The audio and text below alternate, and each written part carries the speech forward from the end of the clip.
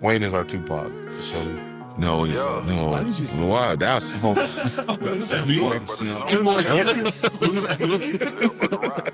we were in college, was Wayne not on repeat? yeah. That's At that time, I'm just saying. Wayne had this crazy mixtape king for sure. Okay, I'm gonna leave it there.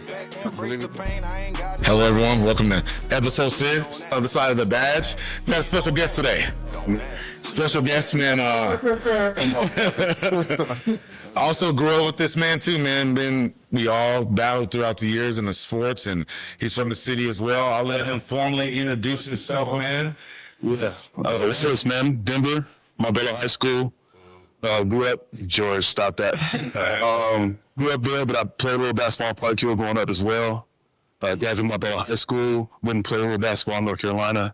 Been on the department for about 12, 13 years now. That's about it, man. I missed something? That good? No, man. Tell us about your upbringing, bro.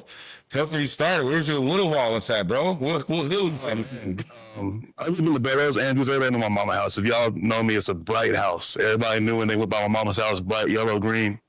Football, Falcons, of course, all that. That's what me and Jordan met, man. My Bello, bro. Is it Park Hill Falcons? Oh, yeah. I had no idea that even existed.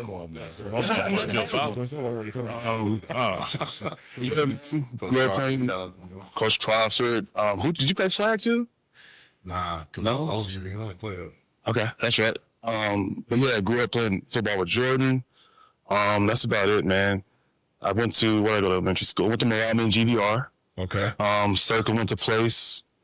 My mom was a teacher for a long time. I was actually in her class in middle school. You can imagine I was a little rough. But yeah, man, came back to Marbella High School, hooped there for a little bit. Then went over and played a little basketball in North Carolina, HBCU. Shout out to my HBCUs, man. Elizabeth City. You graduated from the HBCU? Okay. I did, man. Say it again? We played Shaw. Elizabeth City. Yeah, we played Shaw. We played Virginia Union, Virginia State, all those schools. Okay, so bet, man. It was a good experience, man. Talk about your professional career, how you got into it, how you became a first responder, man. So when I first got out of college, I worked at the airport TSA for a few years just to get my foot in the door or something like that. I planned on going to law school, but the budget wasn't right. When I graduated about 2010, there was like some issues with finances going on. I applied to be an air marshal or border patrol, got through all those processes successfully. You know, I didn't have any money, so we can't hire you, right? So that was it. I applied to DPD in the meantime, heard back from them, and ever since then it was great, man. It's a good job. I enjoyed it. I turned it in 12 years already, though, man. It goes by fast. Well, real fast. So talk about a little bit about home life. I think one of the interesting dynamics of this show, what we're doing right now, is, there's always someone who's opposite of what we do, and I'm proud to share the stage with another married man who's finally, We'll support that bitter ass like you. I heard what y'all said about me. I'm not bitter. I'm healing, not healed, bro. So man, talking about a little bit of married life, bro. What's that like? It's good, man. So I've been with my wife for a long time. We were together in college, and then, make up the breakup type stuff, and then wound up back together. So about 7 years now. Got 2 beautiful kids, a son, a daughter. Married life is good, man. I like it. So I think who I was talking to us about, but so often you hear it's hard work, it's this and that, which is true. Yeah. But we get so caught up on the work part, but it's not supposed to be all hard work, right? This is the person that you're married to, you spend your life with. So it should take work to maintain, but you should enjoy that time with this person. So it's been a good 7 years, man. Kids are healthy, beautiful, playing sports, all that stuff. So yeah, I couldn't ask for more, for sure. How do you maintain a healthy work and home life balance? What do you do? You know what? I want to say it hasn't never been too hard for me to do that for some reason. I mean, even when I was on the streets working, I never brought work home. I'm not sure why that is. I don't know if it's something intentional that I did, but I never came home stressed out or angry about something happening at work. I didn't do that. I keep that pretty separate, and that may be intentional. But I've never come home because I had a bad day and been short with my kids or anything like that. I mean, my kids don't deserve that right there. Okay. Children, you want to be angry for them. They don't know what's going on. So I always try and come home and be the best version of myself I can be. And I guess that's probably intentional, but I haven't had too many issues with that. Oh, sorry. I jumped into my first topic, man. We always talk about like what's our relief, how do we find ways to like mental health and things that kind of relieve stress. One thing I want to talk about is what is one of our biggest stressors? Like what is something that you guys think about? It's like, man, that shit pisses me off, and then we all have it. Life, man, anything, bro, anything. Road rage. Honestly, speaking as men, I think I speak for this whole room. Your next step in life, and you're just worried about like, if you do got kids, are the kids good? If you are married, is my wife good? And then you're like, all right, cool. Are the finances straight? What can I do to leave a legacy? What can I do? You're always thinking about the next step rather than enjoying the moment that you're in. And I think that's what stresses us out the most. You know what I mean? I'm just speaking for me, but I would like to speak for everybody. If y'all got something, please, man. But honestly, we're always thinking about tomorrow and not living in today. And that causes more stress than what you already need. Shit, that's why I'm bald. I think that's one of my, you nailed it right in the head, man, is I'm constantly trying to improve or onto the next or make sure my son is set up right. Even though I'm a terrible planner, I'm always thinking ahead, the future. I'm always like, man, what do I got to do to improve and get better? Like just little things. And no matter what y'all try to say and try to downplay it, I seen the cars everybody pull up in. I'm like, man, they laugh about it, audience. Hey, everybody in the audience, they laugh about it. But little things like that just keep me motivated, man. So that stresses me out the most. Is like you said, man, it's just like, what's next? Yeah. And I catch myself with sleepless nights and then what's next question. Yeah. I don't want to sit with that. And almost just always leaves you just kind of wondering of what's next, what is to come. I mean, go back to work this week. You got what's happening at work this week or what's happening on those days off. That's the tough one. I was checking out with that unknown. What was James? Go ahead. Yeah, what's next? You're trying to plan for the future. At the same time, you got to think about the present. Right. And the Right. past, making mistakes. Learn from that, yeah. The future. So that's stress right there. I'm just thinking about today. Yeah. I think as I like got kids now or a kid, I live in the moment. You guys all know that now. We talk about it. I'm such a today person. Like there's times where I don't look at the calendar or try to figure out until I actually wake up. And that kind of relieves my stress on the planning. I love the moment of today. It's just like, what do I have today? I think it just helps me like even keel everything. What's on the agenda today? You also got to take a chance to celebrate the accomplishments we made, right? Talk about that. Expand on that. I mean, look at this room, dog. Like, there's some things we've done that, like, we tell stories and we keep them as stories instead of celebrating the moment that we had. Like, prime example, we played ball together growing up, high school, all that, right? When we were first responders, how hard was it to get on as a first responder? And now you look at this room, like this room, we got to celebrate now, right? Instead of thinking about shit, I got to clock in tomorrow, I got to clock in the next day. Yeah. So I think this moment that we're in right now is dope. Like the energy in this room is something else. That's deep. Yeah, like That's honestly, deep. It's nothing but laughs and good vibes for me. That's but deep. That's deep. one That's day at deep. a time, man. Yeah. This is it. So I think that also goes into just Like you're saying, but more appreciation and gratefulness for where we are. Because we all have counterparts who aren't where we are, who aren't doing the things we're doing, who aren't far worse off situations. Yeah. So, it is a result of good choices too, but it's also a blessing for us to be able to be where we are and stable, right? And I think that's probably part of what keeps me so calm, because a lot of things I just let roll off my back. But just to be grateful that we are in the situation we are in, I think that's important. Leave a little bit less stress off you. If you're just happy with, hey, things could be worse. Things could always, especially now, right? So I think just being grateful for the moment and being proud for sure is important, yeah. I don't shit on your manager. I don't want to do Southern California you brought up about the certainty of every day. Yeah. Especially now that, we live in a time where, all of us as public servants, things are rapidly shifting, changing almost every day. Yeah. How do you cope with that from your perspective, from your position? I know you've been in these long years now. And what is it like waking up? That's a big question, man. I think So I was in a position where I was on the streets for a while. Me and Jordan used to work together. But now I'm in a position now where I'm not on the streets as much, right? That it's a different kind of stress. But yeah, I mean, with the danger, you're talking more of like the day-to-day dangers that we may face on the streets. So there was a point in the academy, and I'll never forget this day. It was a class, and I think one of the instructors came in and said, one day someone's going to try and kill you. It was just that simple. It was like, I'm still in my recruit clothes, right? And this is like 3 weeks in the academy. I'm like, yeah, that's a very simple way to put it, right?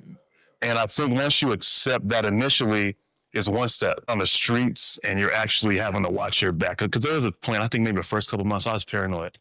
Going home paranoid, looking at my shoulder, this and that, at work paranoid. It's not that you accept it, it's that it could happen and that you're going to let it happen. It's just that you know that there's a chance that this could happen, and I have to keep my head on a swivel, but I can't be paranoid and stressed out every day, right? There's a balance. What block was on Ogden? Cold facts. Dude was on the bike, right? He took off from us, and he was hopping the fence, and he had a gun on him. I remember that. And he said, if y'all wasn't as fast as y'all was gonna shoot y'all. Yeah. And you know what I mean? When someone tells you that, it blows your mind. You like, damn, so if I didn't do what I did, Yeah. I might not be going home. But the thing is, like, you can't live like that because everyone's like, man, your job is dangerous, it's scary. You know, you guys may go to a fire, that building could collapse, right? And you guys are driving the apparatus, someone could hit y'all, it could be catastrophic, whatever. But for us, I tell people all the time, you could be waiting at the bus stop and get hit by a car or something, right? How many times do we go to auto pads downtown on the scooters and shit, right? Like, just because, you know, our risk is a little higher than everybody else doesn't mean we have to be stressed out, worried about that. You know what I mean? Because I hate to say it, but when we do go to these catastrophic events, me personally, I look at it and I go, it's unfortunate this is somebody's person, but I'm still here. Right. You know what I mean? And I gotta capitalize on that. I gotta be able to take advantage of it. You know what I mean? Because when it comes to what we got going on and what we're doing for a living and for a paycheck, you gotta hug harder, you gotta kiss more. You know, so if you can live by that, man, the stress is not that big. Yeah, Hold that up, you man. got an old soul, man. All the headlines that said over Yeah, trademark that T-shirt. Yeah. T-shirt that for me. I would say. Yeah. Next topic, fellas. Something that's been on my mind for a long, long time, and I was trying to figure out how to bring it up. Why do you think black men play it safe? So, I think black men, I struggle with it because I think black men, we play it safe in life. We don't take too many high risk. You won't see a black man who's a little successful won't like make a huge investment that will like end a total loss. You see always a black man be cautious the way he enters a building or surroundings. I feel like we have to play it safe so much that it kind of takes a little bit of our character away. We can be safe around each other. We can be each other out, like around each other and be ourselves. But we got to play it safe sometimes in society. I want you exposed to us, you know, because I mean, you even think about investment, like a lot of us don't come up with the investment side of things to know to go out and invest. So of course now we learn, we all have our deferred comps and different things we learn from the job per se. Right. But growing up, I mean, you don't even have $100 to your name to even think about investing on it. Right. So much of that truly does come down to what you're exposed to, at least in that regard. Yeah. There are others that Everybody in this room is hard. You gotta work twice as hard to be just as good, right? Yeah. You've been told that since middle school, high school, since college, now adult career. Mm-hmm. You got to put in extra studying time to pass a certain test. You got to be able to physically perform and shine than the next man up. You know what I mean? And I think that phrase is stuck with us from our upbringings, right? Like, again, going back to the school with your mom being a teacher, Yeah. man, she wasn't afraid to whoop me and then call my mom and tell her that she get it. And then I had to get my ass whipped at home for getting my ass to school. It used to be that way, man. Yeah. Growing up like that, man, you just had that little voice in your head saying you got to work harder than this cat, unfortunately, right? As somebody who's not black, or, you know, unfortunately, if it's a white guy testing for the same job as you, you're like, I might not get it. You always have that doubt, and it's unfortunate because it shouldn't be like that, right? Especially in this day and age, man. But it's just, It's just that little bit of you that just knows I can't sleep because somebody's going to take my spot. You know what I mean? So I find also So that's very trustful. What Drumbo said is accurate as well. Because I didn't even know I could buy my first house. But I didn't know that was a thing that was possible till I saw one of my peers buy their house. I was gonna rent and rent and rent, and then I didn't know the process of the down payment. I didn't know the process of any of that, right? I didn't know that there were government programs that could help you put that pay. I had no idea about those things until I saw someone who looked like me, my age, did what I did, and buy a house, and I was like, oh, it is possible. Right. So a lot of it is, I think you just don't know it's out there to actually do. Okay. Yeah. That's like for me, I'm probably really young. Yeah, 21. I'll never forget. I had a lieutenant that just pulled me to the side and was like, "Hey, let's buy your house."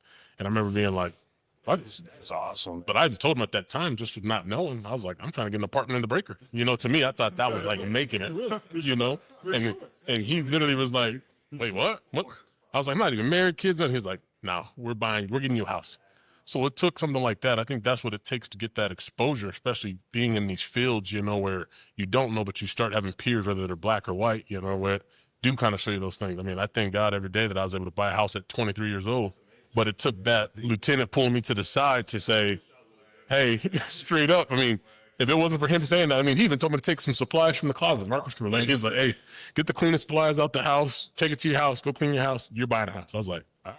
Man, that's amazing. I mean, Yeah, that comes even from an investment side of things, you know, it's like, hey, let's teach you. There's so many times I've sat down at that firehouse and have had talks where I'm falling asleep, but I've listened to those things. So I do think we're brought up that way to start off with your original question, but I do think it takes having peers and other people around you to give you that exposure. For sure. Like support system or just the community aspect of it? I said community. I think those are they should be one and the same. One and the same? I think community comes. Okay. Is that something we're lacking in the black community, or is that weird? So I see it now. Our generation, I think we're doing a great job of community. Are we slacking a little bit? Yeah. But I feel like our generation before us didn't have that community. But I feel like the community is being rebuilt. I love that. I love the feeling of just like, man, we're young men. Look at us. We rebuilding the community, man. One step at a time. like, when's the last time you been to one? Yeah, y'all laughing. I'm being real, right? Like, when's the last time, like, I call it cleaning music, man. Mom turn on some Anita Baker or something. Yeah, 6 o'clock in the morning. You're like, what are you doing? But And we're also with professions to speak to that, where we also don't it's tough. want that exposure because there's always something happening. I mean, I hate to say it, but how many times have we been somewhere and it's like, oh, did you hear about what happened there? And yeah, nobody wants to fight. Nobody wants to see somebody go outside and pop one in the air. And then you looking at, I've been at so many kickbacks parties and I'm looking in the air like it's a firework and I'm like, what am I doing here? And I'm watching somebody shoot me. I mean, at these points in our fields and where we've been at and where we're going, unfortunately, I don't think we don't get to enjoy those things. We gotta create that. We do. And I think we're creating in little ways like this. Yeah. Yeah. It just looks different. That's the thing. I think what we see on TV and what we're probably used to doing, it just looks different. Yeah. I know we've all live in different places now. I know you talk about where you live. I mean, we're in different sides of the city now. We probably never thought we'd even be at. Yeah. And now it just looks different how we create it. He hosted movie nights at his house outside. I never thought he'd be a movie night hoster. But he has the perfect house for it. Don't put him on the grill, but outside of that, he's perfect to host a movie night. He burnt some ribs and was never, burnt ribs. Yeah. Burnt the ribs and it was bad. So you got a different reason not having a cookout. You burn the food. Well fed. You can bring in the food, just don't have chance. Well fed over here. Well fed. Where are you? What's your thoughts on that? Before you move on, I'm curious on your thoughts on that question. Oh man. So my original question, I'm just like, oh man, I feel like and I see other cultures, and other cultures like do something as a family as a whole. It's all out. I feel like we don't have that missing. We're missing that piece of the whole family making a ballsy move, going all out, dive all in, and just doing it as a whole. That's something I feel like the black community just don't have. And I'm saying more of it like, okay, right now, the whole family, I got a great opportunity, France. Just too timid, man. I mean, I don't. See what I'm We've saying? never seen that as a possibility. See what I'm saying? We're like, right now, if one of us So someone for France, like, I paid $300,000 a year. Yeah. I need you to go to France and the jobs in France. We'd be like, ugh. Let that be a person of who's not, man, they would have left on the first smoking plane out. No, not even looking back on it, right? But we're all like, oh, I don't know, man, where we at? We're like, well, I feel like, man, well, what is that about? Where's that come from? And I understand, through our history, we're kind of like reluctant to make those huge leaps because we're the way we look, the way we act, the way we talk. But why does society have to go through that? We're first responders. Yeah. If we got a job, if somebody said, I need 4 first responders, we'll stay on our field of work. I need us in Germany, and I'll pay y'all $300,000 right now. I promise you, us 4, we'd be like, but if it was 4 white guys, we're playing. That's just because we're so tied to family. Like loyalty is something embedded within our community and our culture, right? And it could be loyalty in the wrong way and it could be loyalty in the right way, right? But as we get older, you want to be closer to moms, you want to be closer to grandma, you want to be closer because you never know, right? Especially because we're always like, damn, this person just got that phone call. I got to be close, right? I left the state, right? I went out to Utah and then I went to Texas and I went, what am I doing? Folks is getting older. I gotta get home a little closer. Let me figure this out a little bit. And I think that's what that is we're stuck to wanting to be there because that's all we had. Like if you grew up with a single mom household, that's all you know was moms. I gotta be there for her, right? I can't leave her. And that's something that we get trapped in sometimes. And there's nothing wrong with it. It's just we gotta know how to navigate and switch it up a little bit. That's interesting. Did you grow up? You grew up in a double parent household, correct? Did you had both parents? Rest in peace to pops. Yeah. Did you have both parents growing up? I did for half of Childhood. childhood. Then the second half, pops left. And I think I didn't. I had a single parent. Okay. So I know saying I'm super cautious on any big move because I knew I watched my mom struggle, and I'm like, man, right. So I know any big move, it would take a long process. Remember Will Smith before he became in? He stayed on that bench for 2 days. I know my mind would be like, oh man, I don't know. So It's here in the community, we're so embedded, like Jordan's saying. I think that makes it harder to just get up to say, let's go to Germany for 300,000. Because to me, 300,000 is not worth going to Germany either. You know what I mean? Yeah, I mean, our whole lives and everything that we have implanted in this community and the things around us, to me, that'd be crazy. I mean, I've been on almost 14 years now. I'd be crazy to get up and leave when I could leave in 14 years. Yeah. For what I've gotten built and established here. Right. Yeah. To me, it just seems like it'd be silly. But I think you still have a point as to, at that point in time, there's a point in time where it still has not been possible for me to even think about doing that. So this is a young man before making these career decisions. Would I have been something like that? No, probably not. Right. We're talking about a timing thing. I'm established now, I have family. Right. Of course not. But initially, before the career start and everything, maybe I probably would have made that decision. So that's very true. But I think a lot of this is just the unknown. Like, we don't know what that looks like. I didn't know what it looked like to buy a house. So I didn't think about it. And that goes back to that stress. Shit, do it boo? Do it not? You thinking about the next move again? Mm-hmm. It goes right back to what we were just talking about. isn't it unknown exciting sometimes? I mean, my But I think that's the cool thing about that's Mars. That's him all day. Yeah, I'm good on He that. loves the thought of getting up, like he mentioned last episode, going out, jumping on a plane with no plans. Like I feel like you'd like the day you would like I was thinking about you the other day. I was like, you'd probably just like just getting up and just having a yes day. Like anything that's happening, I'm just doing a yes day. Yeah. I'm like, I'm making a maybe. Let's see. I know other people gonna be like, let's do it. That's smart. Sign me up.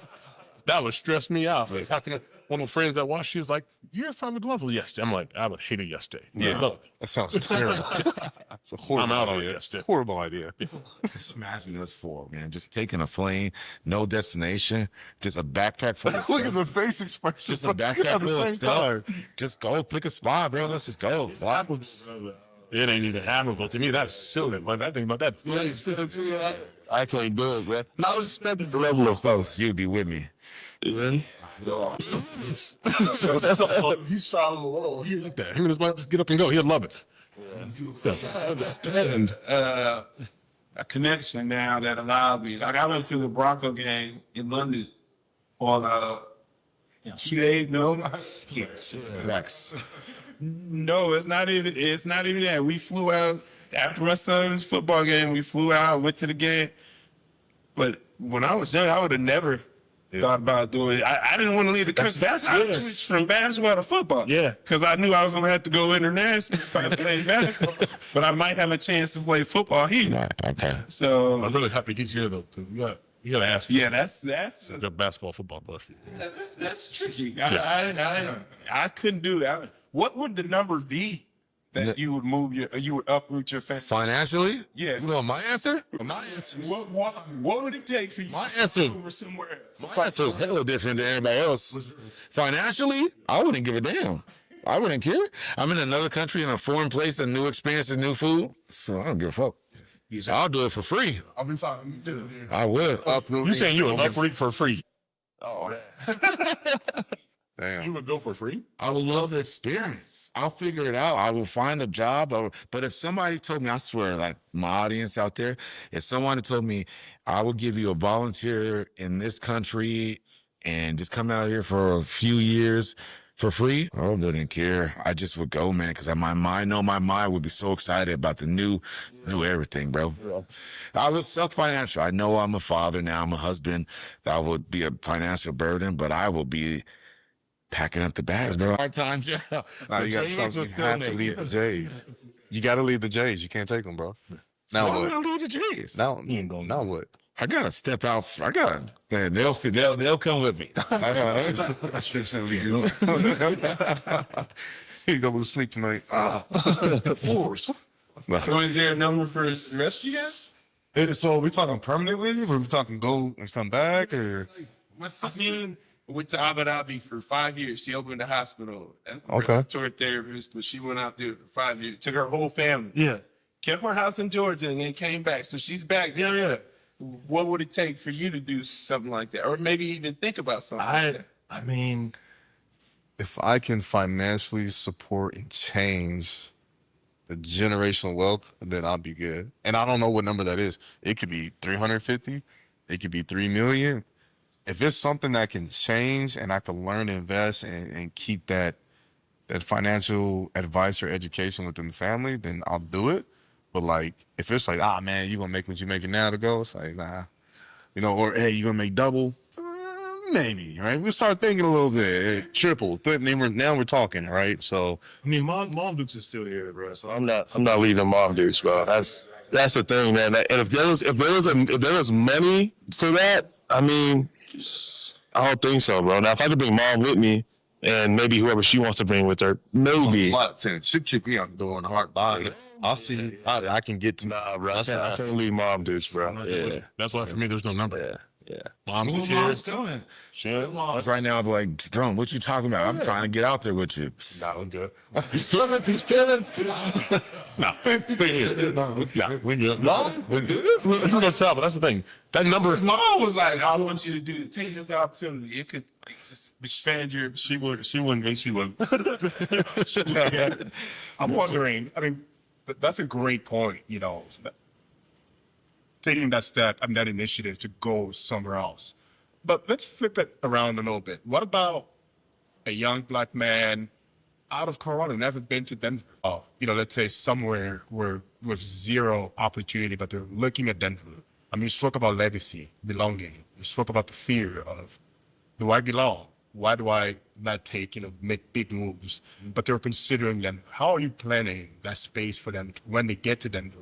Also create opportunities where they can belong and not have to. I think that's what we built this platform on. To have a young viewer out there or somebody who's trying to make the leap of faith and wondering if there's people out there like them. I think that's why we built this and why we called the other side of the badge. I think sometimes the perspective of us when we have a badge is we're all one way. And obviously we're four different people. And that's what I want people, the viewers, to see. If there's a young viewer out there or somebody who's trying to make the leap of faith, not even Denver, but just as a first responder, be yourself. Be yourself and you'll be respected and you'll feel sense of community like we're building right now, you'll feel like you belong. One thing I don't want anybody to do is come in here and pretend like they're coming to this world, coming to first responders and be something you're not. Be yourself, like I am myself. Yes, I buy J's every Saturday. I don't care. I get I'm on the app. I was on the app when y'all pulled. I bet on myself. My music's loud. I eat black food. I do black things all the time. They don't know at the airport that Duke is Duke. Man. Hey, I'm loud. Yeah. Oxtails. I'll tell you what, the soul food I will, but I will not eat donuts in uniform, bro. I can't do it. That I can't do. But like I see some of stereotype, man. Yeah. Can't like chili. Yeah, eat chili. I eat chili. Oh, really? Firefighters in Chile. What is this firefighters in Chile thing? I eat chili. Where do we get that from? Cause you got all day to cook and simmer. Yeah, all right. That's that jealousy coming out. Yeah. That's that jealousy coming out. He threw in the simmer, so that's all jealousy now. Some of us got jobs to do, okay? Yeah. Some of us work hard for a living. You're not getting in until we make sure it's safe. Oh, y'all still waiting on back. And you waiting on our backup. You know what? While we on this topic, man, I got to get this off my chest. Actually, I want to ask a question. When we go to an accident, y'all got this big ass engine on the highway that's full of water, right? And as soon as I show up, y'all good? Y'all pick up and open up the highway. What do you want us to do? I don't know. That's why I clear the scene so I can check the next one. Man, this one's gonna touch the heart a little bit for everybody. Who is somebody that you want to forgive, but you haven't yet? You want to tell somebody, I forgive you, but you have not yet. I got two. First one, I'll say Pops. And the reason I say that is I know backstory a little bit on why you want to say Pops a little. So I was angry as a kid when my dad got sick with cancer, right? And it was like, you was my Uncle Phil, you was my hero, my Superman. How dare you leave, right? That's the anger that I had. But it's not his fault, and I get that. And I'm at the point where I'm like, it's cool and I can talk about it. It's all good. But like to me, it was like, how dare you get sick, bro? What you doing? Right. But that right there, I forgive because I see the man in the mirror every day. Freaks me out a little bit, but like my sister, sometimes she needs like a minute or two before she can even talk to me. You know what I mean? Because she just sees Pops, and that's cool. And second, I'm gonna be real about this. My ex-wife, it's all good. I gotta let that shit go. I gotta stop being so goddamn bitter and mean, right? But here's the thing: these two right here always answer my call. In the darkest moment, you did too. I'll give you that. But like my darkest time, man, like they seen it coming. They saw everything I lost and everything I put in. Because the main thing that I always heard was, "Oh, you never put me first." I'm like, I left my family, left my career here in Denver. You see what I'm saying? So I have people who witness that, but like after a while, I'm like, I had to go through what I had to go through to become the man I am today, right? And I would dare to say, no man can ever call himself a real man unless he goes through his own fire. Once you go through that, Second quote of the show. that's it. T-shirt that, right? But like once you go through your own fire, that's when you can call yourself a man. Once you start from rock bottom, solid foundation, and build back up, then you're your own man. You him at that point, right?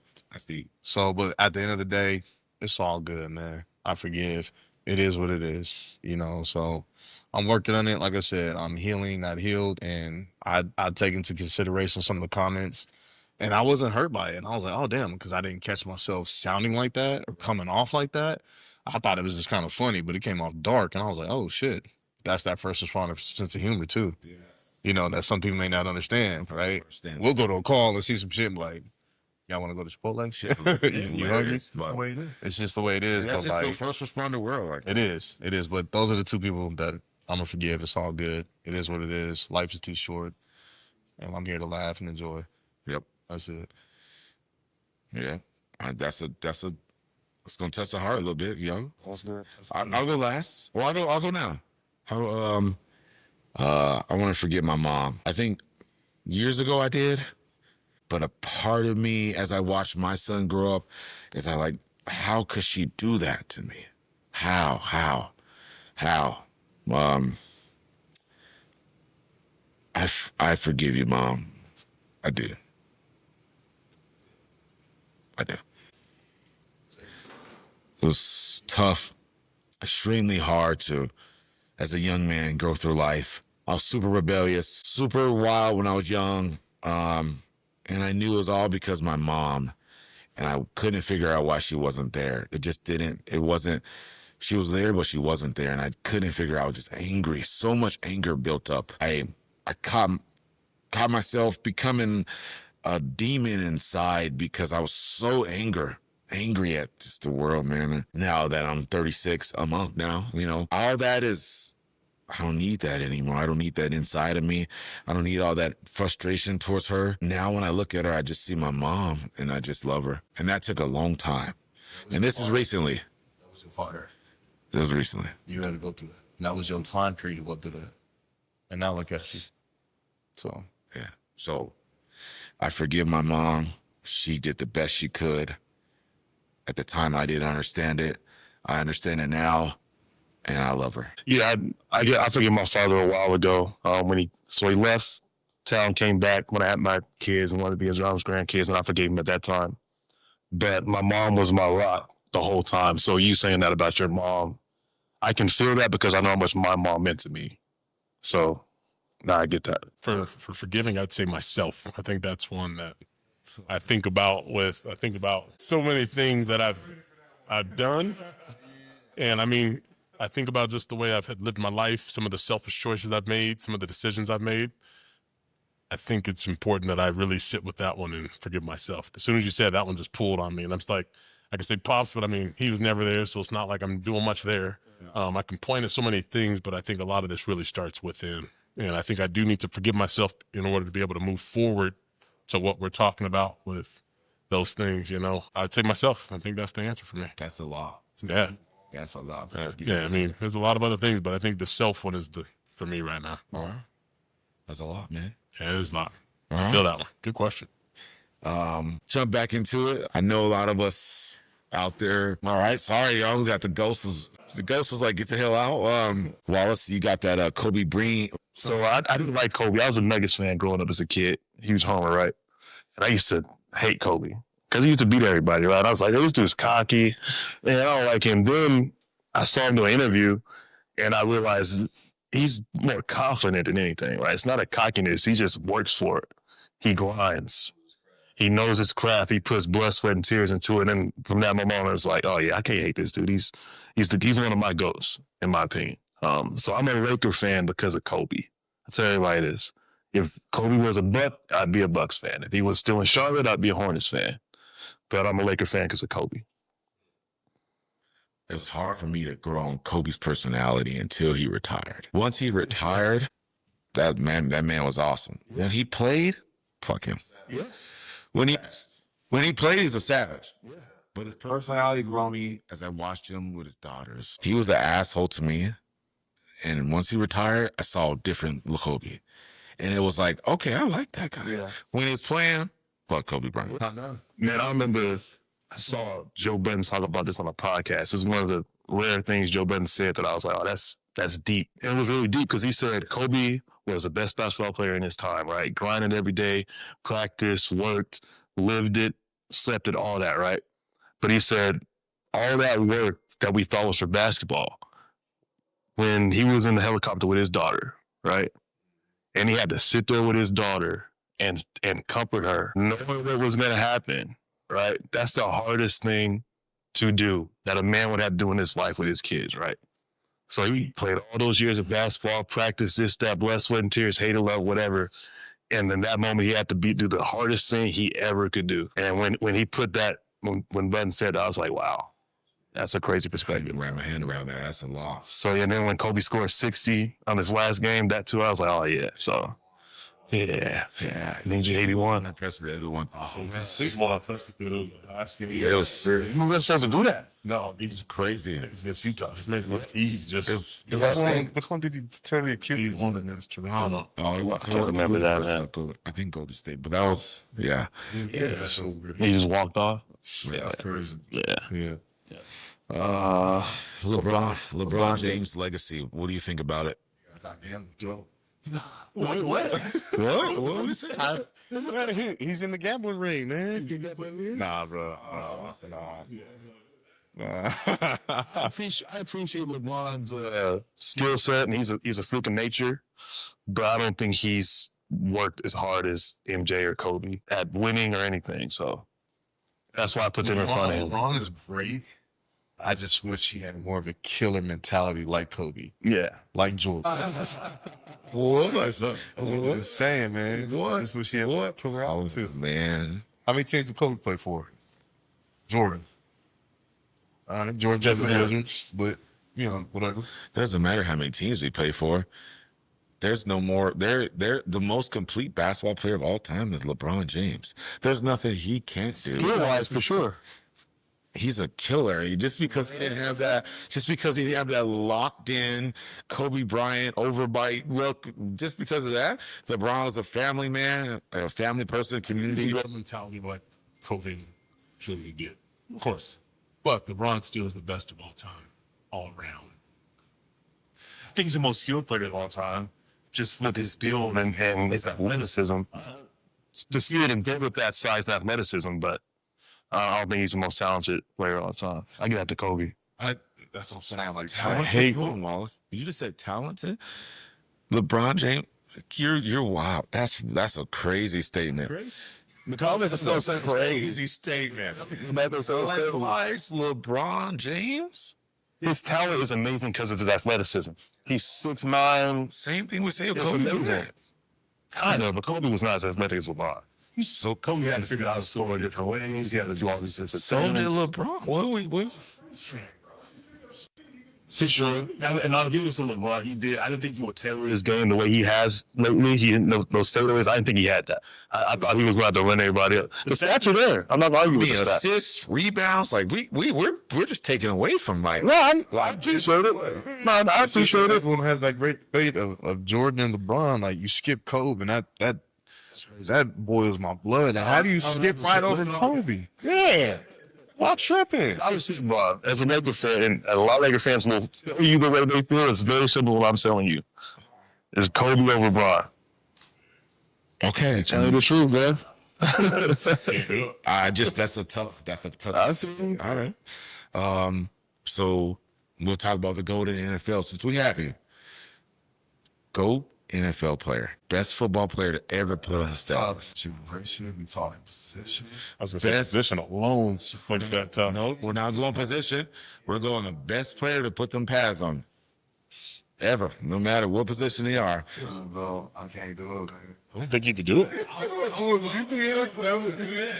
Look, I'm just saying, when you got 22 gladiators on that grid on that going at it, it's hard to determine which position, right? And that many cats on there say that dude was unstoppable. Because look, There is one. when it, okay, There's you got, only what are we talking about, running backs? Because you got Barry Sanders.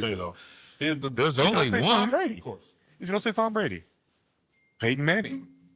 You don't think he was a GOAT? No, Y'all tripping. Y'all tripping, No. man. no. Okay, who's the greatest who's the greatest running back? Who's the greatest running back of all time? Barry Sanders. Barry Sanders. Barry Sanders. He had nobody. So you ain't gonna talk about that. No. See what I'm saying? You asked me the other day. Barry was the greatest person to ever run the ball. I mean, he had nobody. Years ago, I think Emmett had a Hall of Fame line. Von Jackson, Earl Campbell. You see what I'm saying? Like, that's why it's We hard can to go talk down the about list. that. That's what I'm saying. It's hard to go with somebody, in my opinion. It's hard to I go think it's harder to go in football than basketball. for sure. Because basketball, everyone plays defense, everyone plays offense, everyone can take a shot. One person can One take goes over. to do more. But And football is such a team sport overall. Where I mean, Brady has his 7 rings, but it wouldn't Brady by himself to say it was not at all. What He still the had cats 10 on the people D-line, helping O-line? Well, I'm not taking credit away from them. Right. I just don't think you could say Brady can't throw without a line, bro. Yeah. Emmett can't run without a line. We can go down the line. Barry did. We can go there. We can go back and forth from. Like there's a position of and you're looking for GOAT positions in football. Who's the greatest quarterback of all time? Tom. Okay, we can move on for that. Running back. Running back. We can all give our opinion on that. Barry. We can go Emmett. We can go I wore my OJ, man. The juice had his time. I mean, we Was that you doing? no. I mean, that's the whole the timing of when we're talking as well, right? Because especially in basketball, bro. Because we talk about the greats like Will Chamberlain dropping 100 points and this and that. Like it was then. Sharecroppers and plumbers you playing against. Carpenters. Now, you think he's dropping 100 on Rudy Gobert standing in front of the man? That's all. We're not doing that. The timing is shot. Yeah. The timing is different, man. So I think that's going to apply in football too. Maybe I don't know football as well, but would y'all say that? Yeah. Like what Bill Sanders doing what he was doing then now? See, I like Jerry Rice. We didn't go on. I'm going to say we because I'm trying to see this work. Randy Moss. Even as he was winding down. And At 40 years old. yeah, and it was impressive. So it's hard to, like you said, it's too many people on the field. And then what is it going to take for Mahomes to move into that conversation? It won't ever happen. So 15's a bad thing. 15's a bad man. I can't stand the Chiefs. 15 is a bad. It's a bad thing. I like the Chiefs. Well, that's a tough there. That's a bad man. Nah, sound right? I give him a little now. Hey, here we go to light skin shit. Here you go. They hate the girls, you know. What did ever say it? Just berries, man. Did y'all follow any of the Dodgers, what they're doing? Ohtani?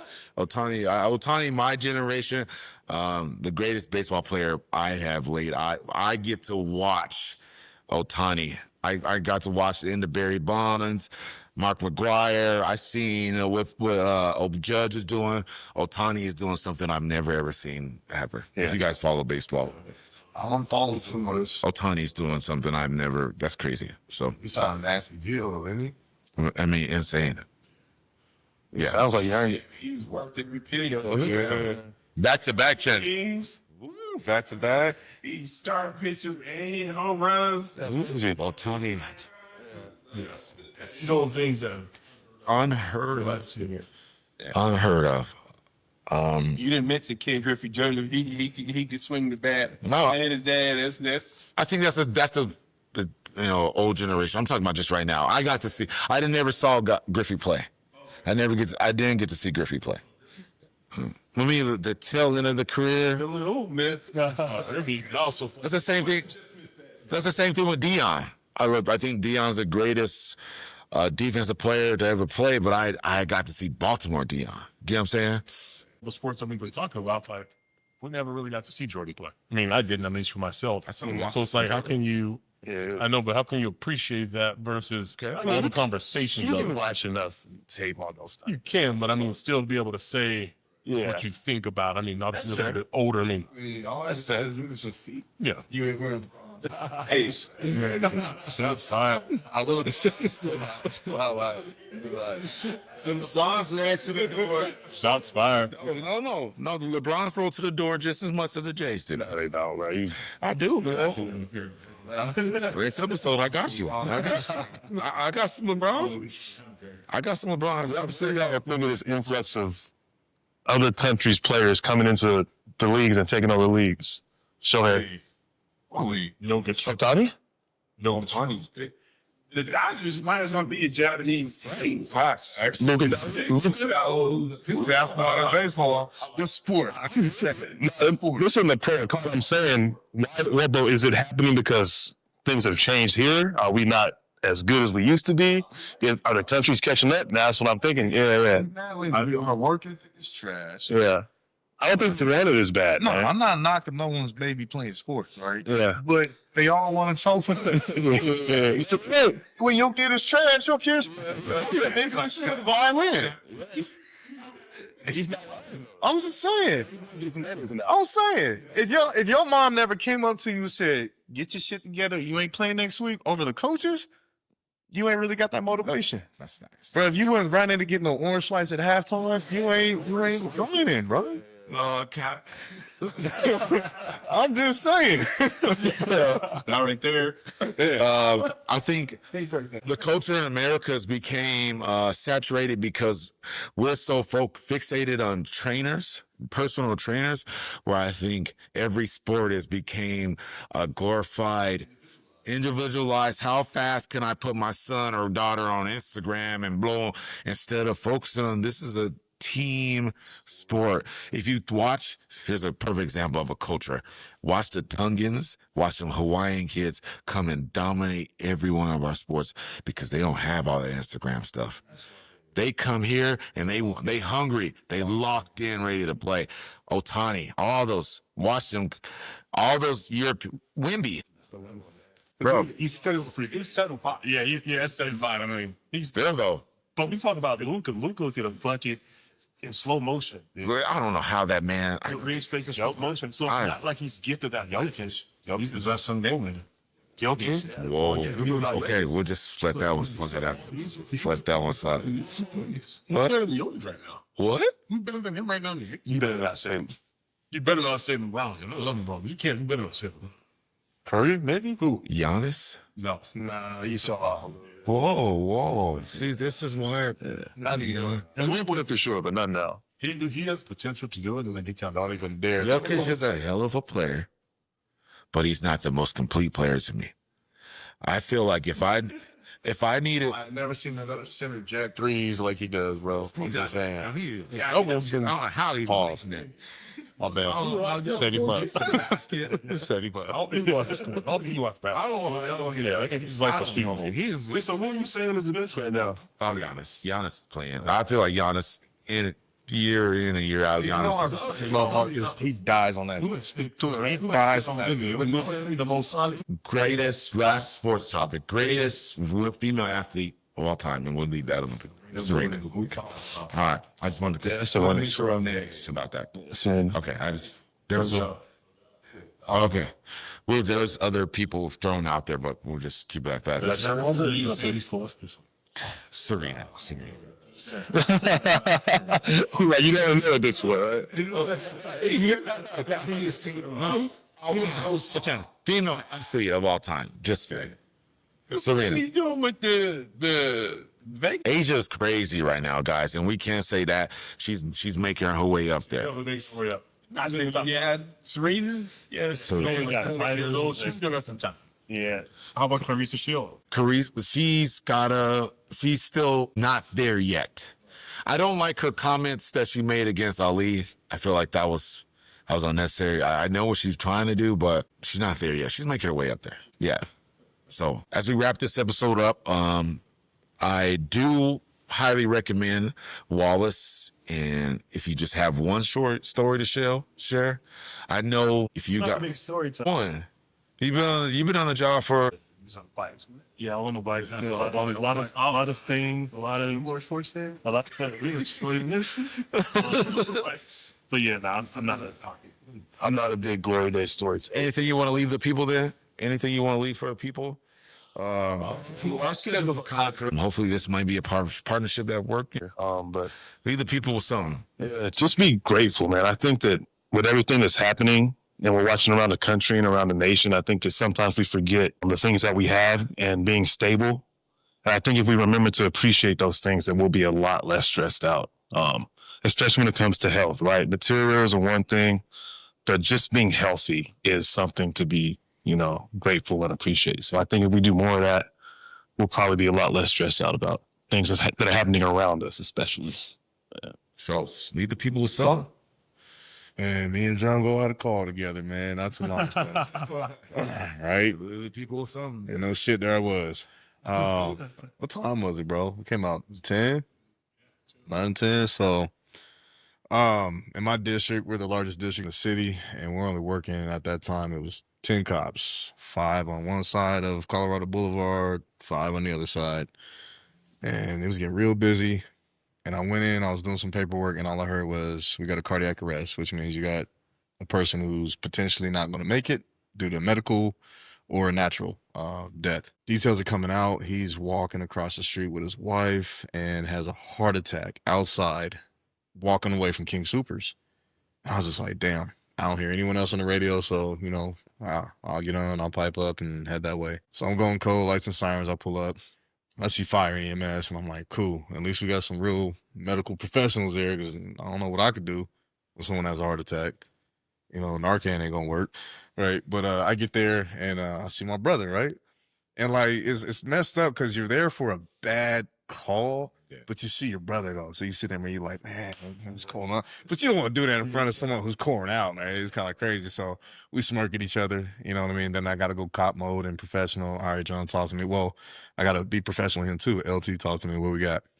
He's like, we got this information. It's going to be 70-something-year-old male walk in. He had cardiac arrest, possible medical history. Cool. And he's looking like done, right? We call it DOA, dead on arrival. And when that happens on the police side of things, we have to put up what's called the body tent. It's a white tent, nothing special, just a white tent to, you know, scene preservation, number one, but also for the view of the public, right? You know, you got a lot of rubbernecks who want to look and see all the trauma and the bullshit. Yeah. Which is dangerous for us because we're on a scene and people want to look, bam, now we got a car in our scene, right? We don't want that.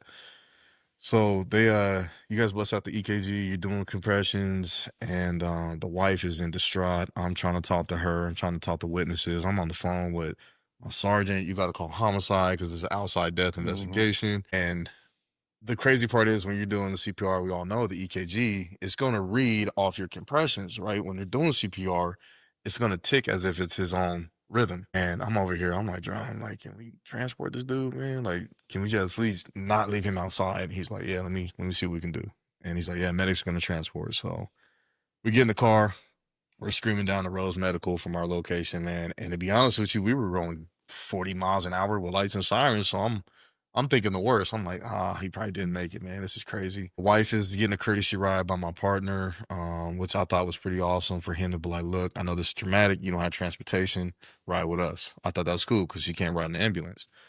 We get to Rose Medical. I get all the paperwork. I got homicide calling me. What do you have? I'm like, we got this, this, and this. And I'm like, okay, well, if it sounded medical and it wasn't trauma or like a crime or a criminal event, we're not needed. And I'm like, cool. I'll just talk to the wife. Get the paperwork, unfortunately, started. Call the ME. I don't think they need to come because they're at the hospital, whatever. So Drumgo and I are talking by the ER room, right? You know, they cut all the clothes and they're working on him. And we stopped together and we just happened to look. And all you see is, and it brought him back. And I was like, shut the fuck up, bro. I'm looking at Drumgo. He's looking at me. He's like, you good here? I was like, yeah. He's like, I'm gonna go to the break room. You want some? I was like, let me make sure he's good and he's got his vitals and I don't have to do a death investigation, right? Right. Because I mean, I had the report already cooking. It was ready for me to hit send at this point, right? Doc was like, yeah, he's breathing on his own. You know, and he's just sitting there, oh, my chest hurt. And I'm like, that's creepy, right? It's October. I've seen these movies before. You got to double tap them in the head. So, you know, at that point, I was just like, wow. But it's an adrenaline dump because you get so used to death that you're just like, all right, do my paperwork, whatever. All right, Drum, I'll let you see on the next one.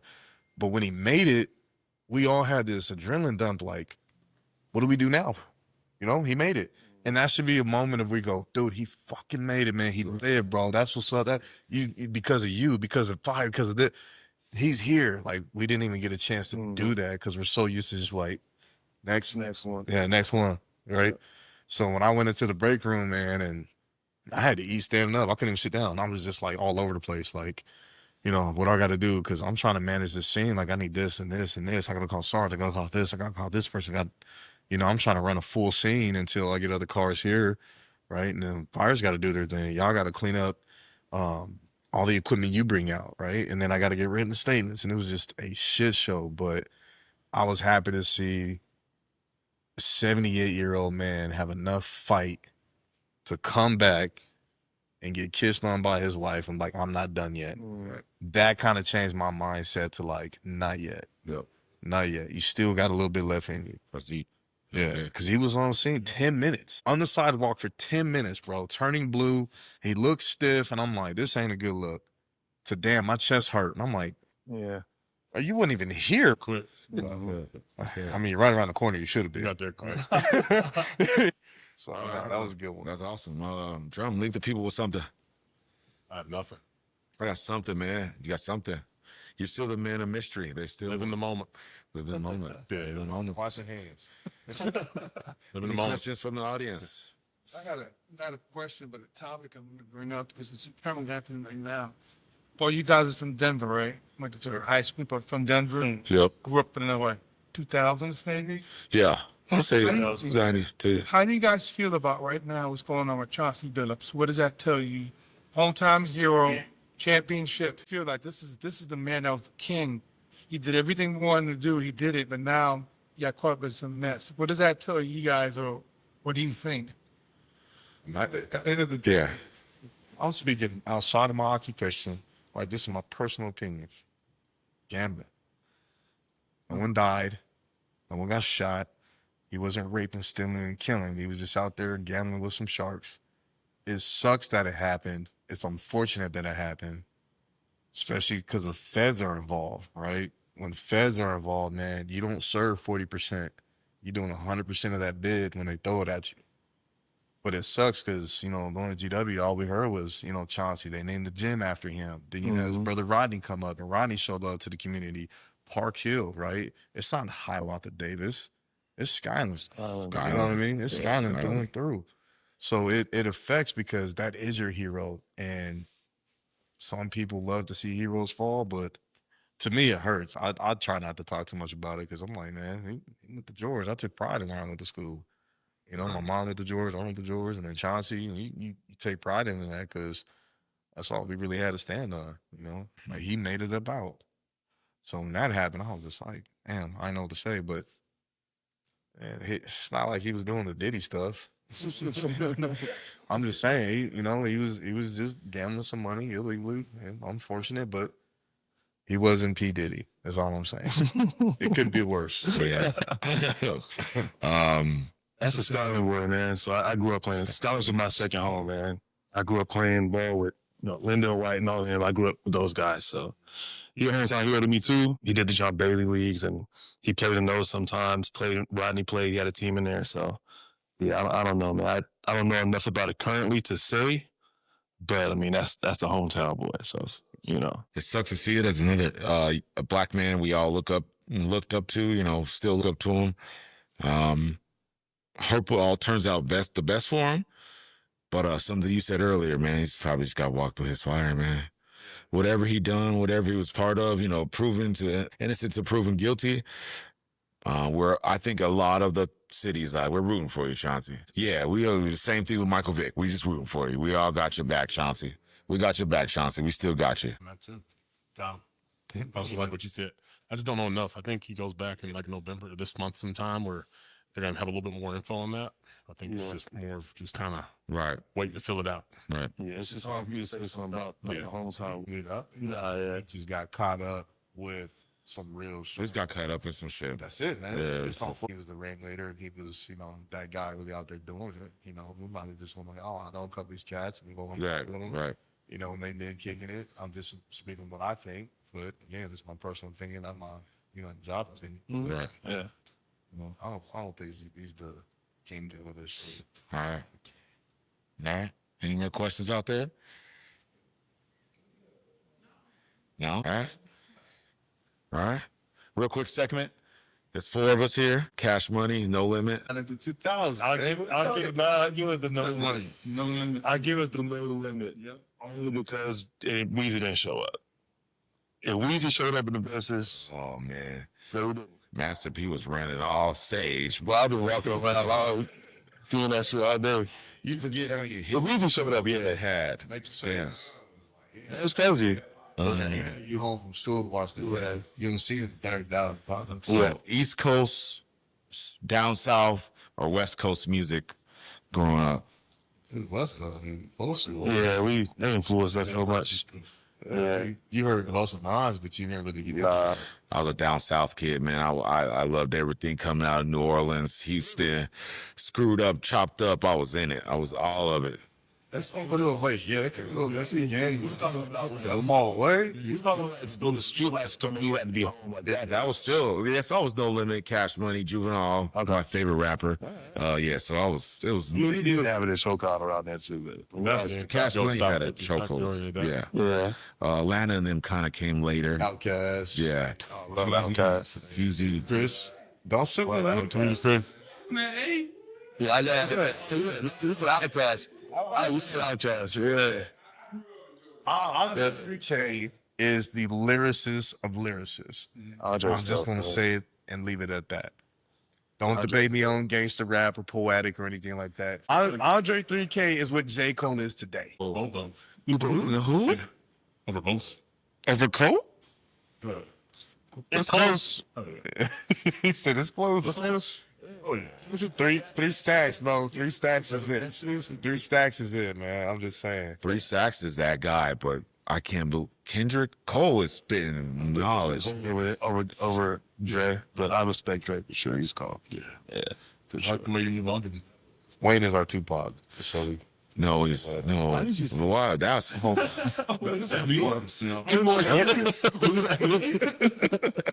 we were in college, was Wayne not on repeat? yeah, but that's At that time, I'm just saying.